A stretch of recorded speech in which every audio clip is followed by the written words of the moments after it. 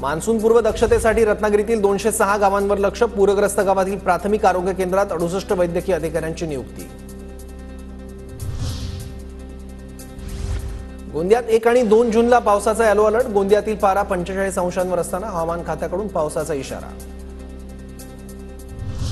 छत्रपती संभाजीनगरच्या पैठणमध्ये एमआयडीसीचं केमिकलयुक्त पाणी थेट विहिरीत. दूषित पाण्यामुळे शेतीसह नागरिकांच्या आरोग्याचा प्रश्न ऐरणीवर. धुळे जिल्ह्यात महिनाभरापासून तापमान 40 अंशांच्या पुढेच. तापमान आणि पाणी टंचाईमुळे केळी पिकांचं नुकसान.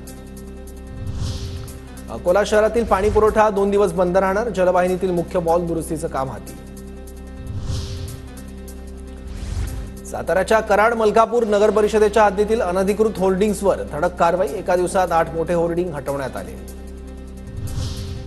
परभणीमध्ये दुष्काळामुळे बळीराजाचे हाल. पाण्याअभावी 9 एकर ऊसाचं नुकसान. शेतकरी पावसाच्या प्रतीक्षेत.